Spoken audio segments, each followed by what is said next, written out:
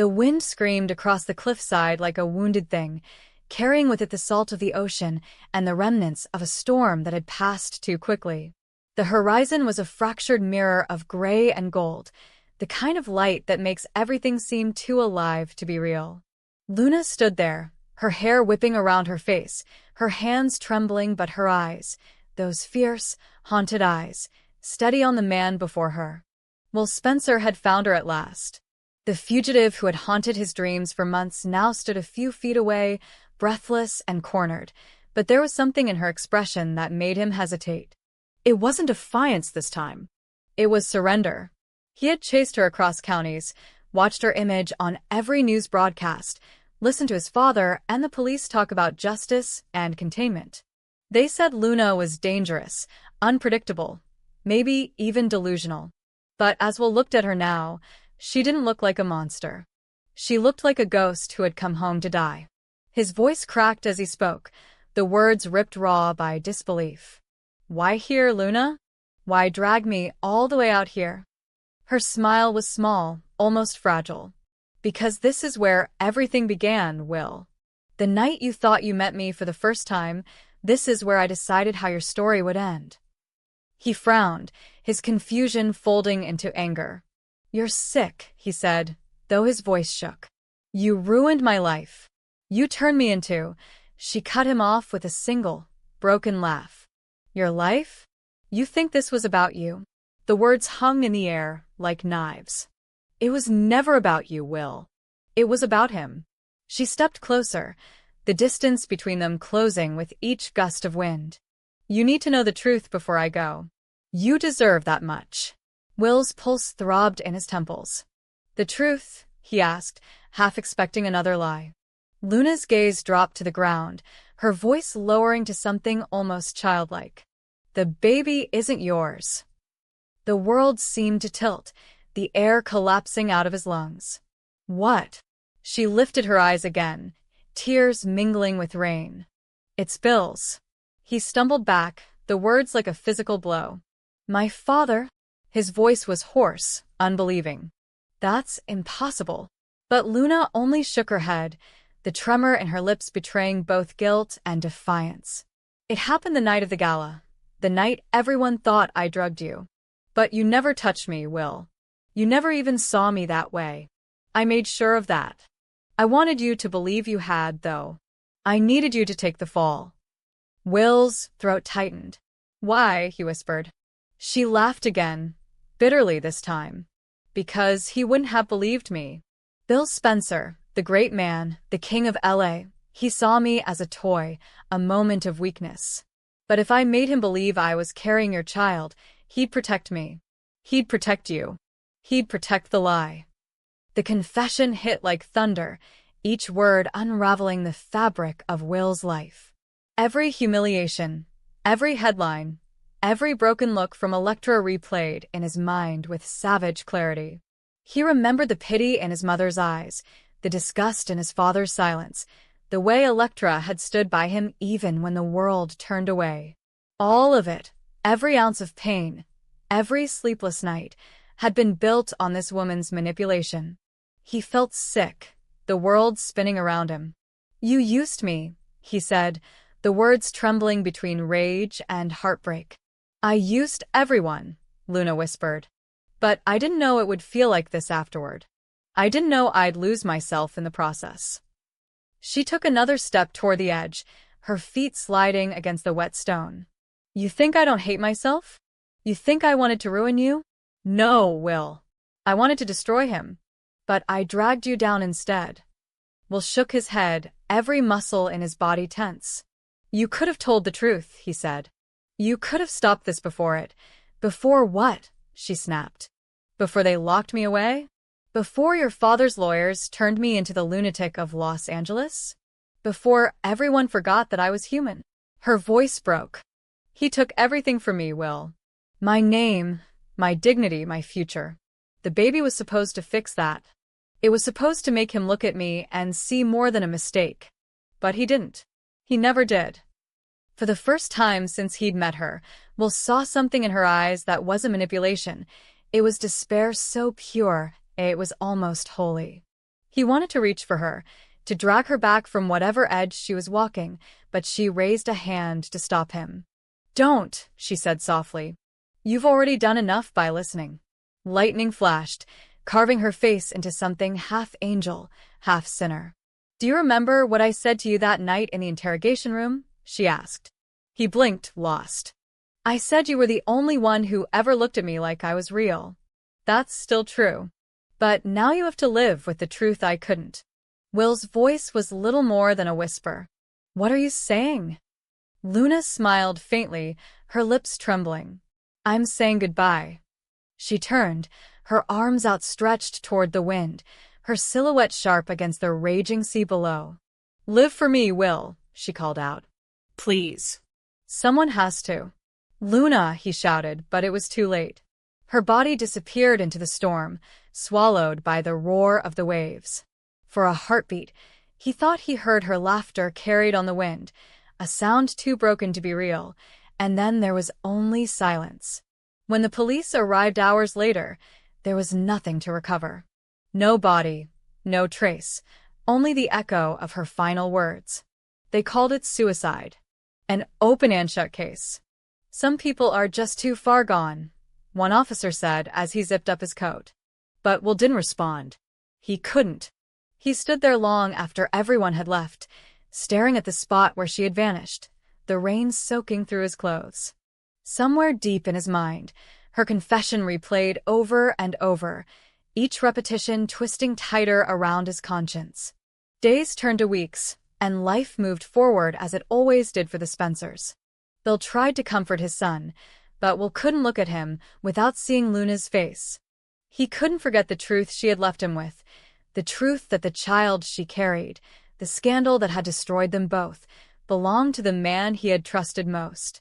When Bill tried to explain, Will stopped him with a single sentence. "Don't. I already know."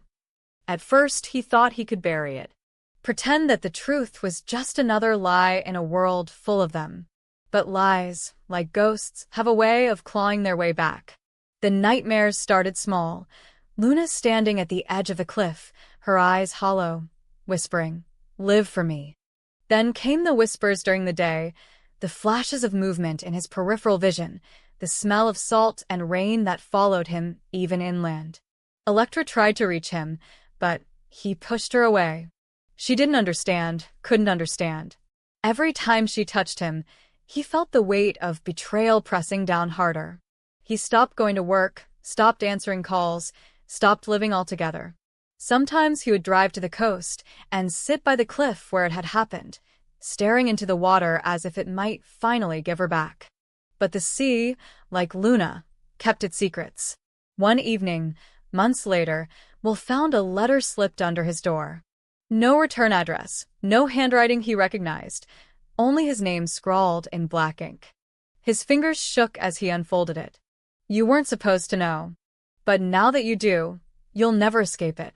The truth doesn't die, Will. It just changes form." There was no signature, but the faintest trace of perfume clung to the paper. Floral, faintly sweet. Luna's scent. He burned the letter that night, but the words didn't burn. They stayed, etched into his mind like a scar. Soon after, people began to notice changes in him. The once confident air of the Spencer name became erratic, sleepless, paranoid. He would talk to himself in empty rooms, his eyes darting toward shadows that no one else could see. Bill tried to intervene, but every attempt only pushed his son further away. Brooke and Katie whispered about sending him away for treatment.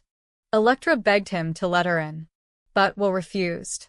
The more they pressed, the deeper he sank into the guilt that was devouring him. One night, he returned to Il Giardino, the last place he had ever seen Luna alive before the scandal consumed them both. The restaurant was closed, the lights dimmed, the air heavy with memory. He sat at the bar, ordered a drink he didn't touch, and stared at the reflection in the mirror.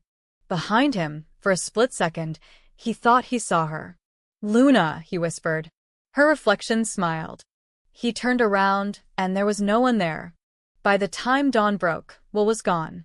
The police later found his car parked near the same cliff, the engine still running, his phone left on the passenger seat. On the screen was a video, recorded only minutes before. In it, Will's voice was calm, almost serene. "They said she was dead," he said quietly. "But some things don't die. They just live inside you until there's no room left for anything else." He looked out toward the sea, his eyes distant. "I'm sorry, Electra. I tried to live for her. I really did." The video ended with a single image, his hand reaching toward the horizon, the waves crashing below. The body was never recovered. Rumors spread, of course. Some said it was suicide. Others whispered that he'd disappeared like Luna, that maybe they were both still out there, two broken souls bound by secrets too heavy for the living. Bill never spoke of it again. He buried the investigation, buried the shame, and buried his own reflection every time he looked in the mirror. But on certain nights, when the wind howls across the cliffs and the ocean turns black under the moon, the locals say they can hear two voices carried through the mist, one male, one female, arguing, laughing, then falling silent. And when the waves crash just right, some swear they can hear her final words, whispered through the spray. "Live for me." And somewhere, deep beneath the surface of the restless sea, the truth still breathes, waiting for someone brave enough to face it. The storm that had swallowed Luna Nozawa's final moments at the edge of the cliff had barely begun to fade when the waves carried her name across every headline in Los Angeles. "Fugitive presumed dead after confrontation with Will Spencer." That was the phrase the press ran with, cold and sterile, stripping away the chaos of what had really happened on that jagged precipice where love, guilt, and deceit had collided in the most catastrophic way. But what the world didn't know, what only Will knew, was that Luna had left behind something far more explosive than her body. Her phone. And inside it, a confession that would shatter the foundation of one of LA's most powerful families. When Will stumbled away from the cliff that night, he was barely conscious of what he'd done or what he'd witnessed. Luna's voice still echoed in his head, the words looping in a rhythm that refused to die. "The baby isn't yours, Will. It's Bill's." He hadn't processed the rest, her trembling apology, the bitter truth of how she had drugged and seduced his father, the twisted manipulation that had bound him into her web of guilt. The wind had stolen her final breath before he could even reach for her. Then she was gone, and so was the ground beneath his feet. In his panic, he didn't even notice when her phone slipped from her grasp and tumbled near the edge, screen still lit, its red recording icon pulsing like a wound. By the time the police arrived, Will had shut down completely. His words came out hollow and disjointed, fragments of shock pieced together into something that resembled coherence. "She fell," he repeated. "She said it was her choice." The officers found the phone during their sweep, tucked half-buried beneath loose gravel. They logged it as evidence, standard procedure in a case that was likely to be closed quickly as a suicide. But Los Angeles never let secrets stay buried for long. The days that followed were a blur of grief and denial. Electra Forrester stayed by Will's side at first, her loyalty unwavering despite the pain that came with being the woman always left cleaning up someone else's mess. She told herself she didn't hate Luna, but the truth was more complicated. What she hated was the space Luna had occupied inside Will's heart, the way he still looked at the ocean as if expecting her to surface. Katie Logan, meanwhile, was driven by something darker than heartbreak, fear. She had nearly lost her son, not to an accident or a scandal, but to a manipulative woman who had dragged the Spencer name through the mud. The headlines might have declared the nightmare over, but Katie knew better. People like Luna didn't just vanish without leaving damage behind. So she demanded answers. It began quietly, a request through family council to access the police report. But when she saw the mention of electronic evidence recovered from scene, something inside her sharpened. She asked for a review of the file, pressing the Spencer legal team to request chain of custody confirmation. It was supposed to be routine, but her instincts wouldn't let it go. Within a week, she convinced the authorities to reopen the investigation, not as a homicide, but as a clarification of circumstances. She wanted to know what really happened that night, not just for Will, but for her own sanity. Electra accompanied her to the precinct when the evidence was played. The room was cold, lit by the sterile glow of fluorescent lights. Across the table sat Detective Baker, his face unreadable as he clicked on the file. The sound filled the silence, a soft static hum. Then Luna's voice, trembling, breathless, caught between confession and collapse. "I can't keep lying. Not anymore. The baby's not Will's. It's Bill's." The words dropped into the room like a live grenade. Katie's knuckles turned white around the edge of a table. Electra froze, her breath catching in her throat. The recording continued, Luna's voice cracking with desperation. "I drugged him that night at the gala. Bill. Not Will. I wanted control just once after everything. I thought if he woke up next to me, I could use it, make him see me, protect me. I didn't mean for it to go this far. I made everyone think Will was the one, that he slept with the criminal. It was the only way to keep him safe, to make Bill cover for me. I knew he'd protect his son even if it meant lying for me." Katie's hand shot to her mouth, muffling a gasp. Electra felt nausea rise in her throat. The recording went on, Luna's confession unraveling into something half-mad, half-heartbreaking. "He thought I loved Will, but I was just trying to hurt Bill. I wanted him to feel what I felt, trapped, used, humiliated. I thought if I destroyed his family, I'd be free of what he did to me. But I just ruined everything. I ruined him. I ruined Will. And now I can't fix it. None of it." Then came the sound of waves, of wind howling, and Luna's final whisper before the crash of her body hitting the sea. "Tell Will I'm sorry." The silence that followed was unbearable. Katie stared at the table, her entire body trembling. "She's lying," she said, her voice cracking. She had to be lying. But Baker's face told her otherwise. The data logs showed the recording was made minutes before her death, its timestamp aligning perfectly with Will's 911 call. Electra stood and walked to the window, her reflection ghostly against the glass. "She wasn't lying," she said softly. "She was confessing." The news spread faster than wildfire. By the end of the day, every major outlet had picked up the story. Scandal rocks Spencer dynasty, Bill Spencer implicated in Luna Nozawa affair. Within hours, Spencer Publications' board was in chaos. The man once hailed as a titan of industry and a family protector now stood accused of sleeping with a woman half his age, one who had been in and out of prison, one who had manipulated his son. Bill denied it, of course. He called an emergency press conference, his jaw tight, his voice hard with indignation. "I was drugged," he said. "I didn't consent. I was protecting my family, not hiding an affair." But the evidence, combined with his history of shielding Luna from prosecution, painted a damning picture. The press smelled blood, and they went for the kill. Every photograph of Bill and Luna at public events resurfaced. The late-night dinners, the charity gala smiles, the stories about how he mentored her. The narrative twisted fast, the powerful man seducing the troubled woman, then abandoning her when the scandal became inconvenient. It didn't matter that Luna had been the manipulator. Perception became truth, and truth became poison. Inside the Spencer home, the atmosphere turned suffocating. Katie confronted Bill in their living room, the walls vibrating with rage. "You were supposed to protect Will," she shouted, tears streaking her face. "Not destroy him." Bill tried to defend himself, insisting that he hadn't known what Luna was planning, that he'd been drugged and blackmailed. "You think I wanted this?" he yelled back. "You think I wanted her in our lives?" But every word he said only dug the grave deeper. Katie's fury wasn't about betrayal, it was about the hypocrisy.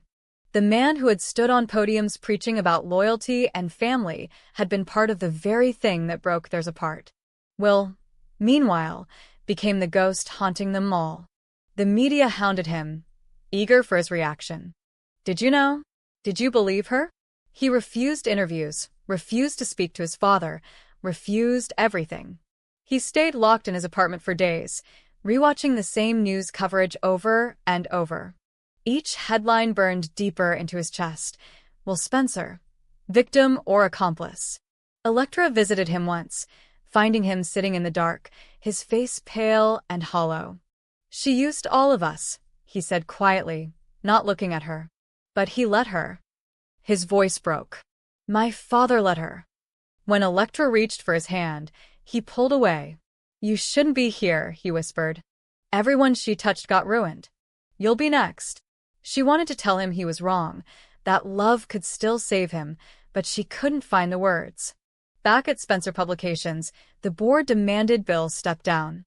Advertisers withdrew. The company's stock plummeted overnight. Years of empire built on reputation and ruthlessness began to crumble under the weight of a single recording. Rich Forrester and Eric even issued public statements distancing Forrester Creations from their longtime media partner. What had once been a family feud between fashion houses now became a war of morality, and Bill was losing.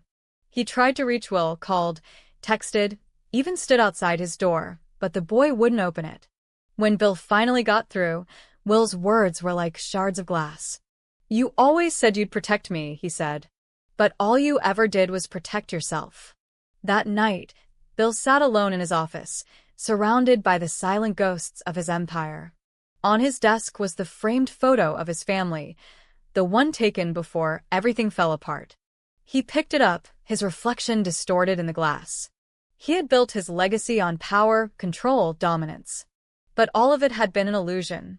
One mistake, one night, and the image he'd curated shattered. He poured himself a drink, staring at the amber liquid as if it held an answer. "She set me up," he muttered. But deep down, he knew that wasn't the full truth. The real truth was that somewhere inside, he had wanted to believe Luna's attention was admiration, not manipulation. He had let the line blur. The next morning, Katie filed for full custody of Will, citing emotional endangerment. The tabloid spun it as Katie Logan abandons fallen titan. Bill didn't fight it. He didn't have the energy.